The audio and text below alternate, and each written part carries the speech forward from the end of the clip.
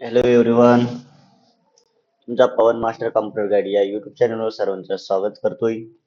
आणि आपण आज स्मार्टर ग्राफिक्स च्या आपल्या फंक्शन पासून आपण शिकणार आहोत. ठीक आहे. इन्सर्ट टॅब मधील इलिस्ट्रेशन ग्रुप आणि स्मार्ट आर्ट शिकणार आहोत. जर याच्या अगदीचे तुम्ही 3D मॉडेल्स, आयकॉन्स वगैरे पाहिले नसणार तर तुम्ही मागील व्हिडिओ तुम्ही पाहू शकता. ठीक आहे. चला तर मित्रांनो, आपण आज आता सुरुवात करूया. तर बघा, इथे स्मार्ट ग्राफिक्स वर जसं मी इथं क्लिक करणार, तिथे तुम्हाला वेगवेगळे टूल्स दिसतील. जसं स्मार्ट ग्राफिक्सचे चूज स्मार्ट आर्ट ग्राफिक्स. इथे तुम्हाला ऑल मध्ये तुम्हाला लिस्ट दिसणार, प्रोसेस दिसणार, सायकल दिसणार. ठीक आहे. Hierarchy, relations, matrix, pyramid, picture आणि ऑफिस. तर हे सर्व काय असतात, ते काय केलंय, सॉर्टिंग केलेले स्मार्ट ग्राफिक्स आहे. जसं ऑल मध्ये बघितलं तर लिस्ट, प्रोसेस सर्वच तुम्हाला इथं दिसते. बट तुम्हाला सिंगल सिंगल, जसं मला इथं लिस्टच पाहिजे, इथं प्रोसेसच आपल्याला पाहिजे, प्रोसेस. आता याच्यामध्ये तुम्हाला डिफरंट डिफरंट टाईपचे स्मार्ट ग्राफिक्स दिसतील. आज तुम्हाला स्मार्टर ग्राफिक्स ते कसं करायचं, तर इथं बघा तुम्हाला कशाशी रिलेटेड बनवत आहे. जसं की फूड चेन बनवायचं असेल, तुम्हाला बेसिक सायकल मध्ये सायकलचा यूज करू शकता. ठीक आहे. जसं तुम्हाला मार्केटिंग करायचं आहे, एका व्यक्तीने आपण दुसऱ्या व्यक्तीला मदत केली पाहिजे किंवा बोलवले पाहिजे, तर तुम्ही हायरार्कीचे यूज करू शकता. तर बघा, जसं आपण एमएसएडचं उदाहरण घेतलं तर तुम्हाला जास्त इन्सर्ट करा आणि डिलीट करा म्हणून असं विचारलं जात असते. तर बघा यांचं यूज कसं करायचं नेमकं. इथे मी कंटिन्युअस पिक्चर लिस्ट घेते. ठीक आहे. तुम्हाला इथं हॉरिझॉन्टल पिक्चर लिस्ट पण आहे. मी कंटिन्युअस पिक्चर लिस्टवर क्लिक करून काय करतो, मी ओके करतो.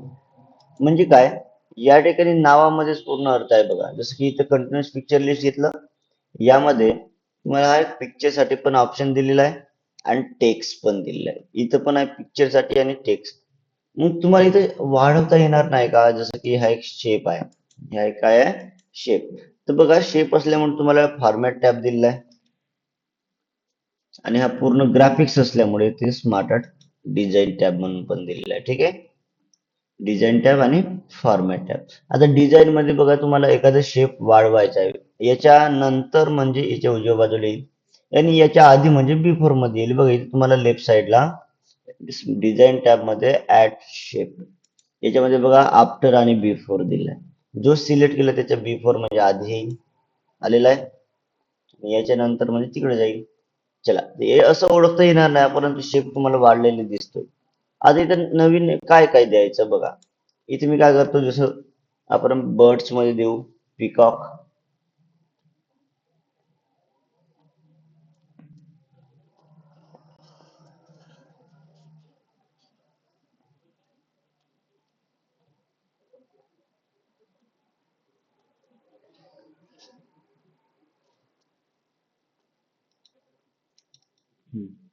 चला, त्याच्यानंतर इथे मी देतोय लायन.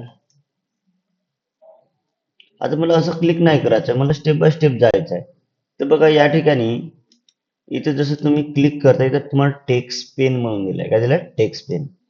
तुम्ही इथूनही बघा, इथे डाऊन एरो प्रेस करत जा, तुम्हाला इथे काय काय द्यायचं आहे. जसं मला इथं आपण बर्ड्स दिलं. ठीक आहे. त्याच्यानंतर एनिमल दिलेला आहे. आता त्याच्यानंतर मला काय करायचं आहे बघा, इथं मी देतोय जसं की एखादं नाव टाकून देऊ आपण, कोणतं पण. ठीक आहे. आपल्याला जो वाटेल तो पण आपण इथं देऊ शकतो. जसं मी एखाद्या ट्रीचं नाव देऊन देतो किंवा फ्रूटचं पण नाव देऊ शकता, मँगो. ठीक आहे. आणि याच्या खाली क्लिक करा. या ठिकाणी मी इथं बघा नाव देतोय, जसं की इथं मी नाव देतो टेबल. टेबलचं नाव वगैरे इथं घेऊन देतो. आणि इथं मी जसं नाव घेतलं, पण मला इथे इमेज पण पाहिजे. इथे जायचं, इथे तुम्हाला बघा फ्रॉम अ फाईल. ठीक आहे. ऑनलाईन पण आहे आणि आपल्या जवळ अवेलेबल असेल ते पण सर्च करू शकतो. इथं मी जातोय ऑनलाईन सोर्स मध्ये. इथे घेतोय बघा पीकॉक.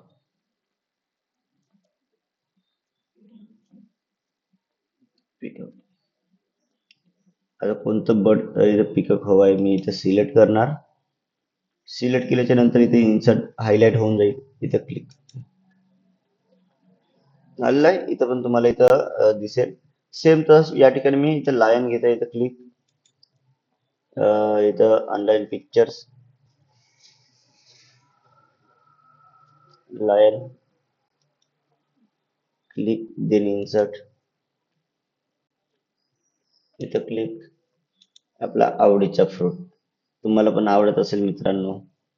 ठीक आहे, तर आपण इथं मँगो घेऊ, मँगो.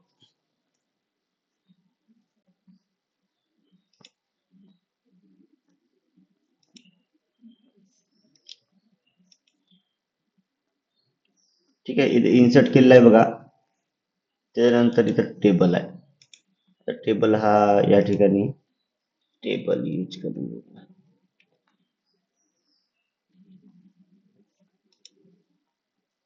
चला, आपण इथं टेबल इन्सर्ट केलेलं आहे, दिसतही नाही टेबल. डिलीट बटनवर प्रेस करा, तिथली इमेज आपल्याला डिलीट पण करता येते. इथे तुम्हाला इथं टेबल प्रॉपरली आला नाही म्हणून मी डिलीट केलं. या ठिकाणी कोणत्याही एखादं घ्या, इन्सर्ट बटनवर क्लिक करून घ्या, तिथं टेबल आलेलं आहे. हा, या ठिकाणी आपण इमेज इन्सर्ट केलं म्हणजे या ठिकाणी कलर पण देतो, किंवा बघा आता हा पिक काय आहे, बर्ड्स आहे. काय आहे, बर्ड्स. आता मला याच्यामध्ये मला काय करायचं, बुलेट ऍड करायचे, बुलेट्स. तर तुम्ही इथं बघा, इथं ऍड बुलेट वर क्लिक केलं तर तो पिकअप वरती टायटल बनून जाईल. बट पिकअप काय आहे, एक बर्ड्स आहे, तर तुम्ही इथं बर्ड्स वगैरे देऊ शकता. आणि लायन काय आहे, हा एनिमल आहे, तुम्ही एनिमल टायटल देऊ शकता. जसं की हा जो ऑप्शन तुम्हाला दिलेला आहे, हा तुम्ही वरती करू शकता, हा खाली करू शकता. ठीक आहे, ते तुमच्यावर डिपेंड करते. मग तो बर्ड्स जो आहे पहिल्यांदा तुम्हाला टाईप करावा लागेल. जसं तुम्ही बुलेट लिस्ट ऍड कराल तर याच्या बाजूला आलेला दिसेल. समजलं एवढं.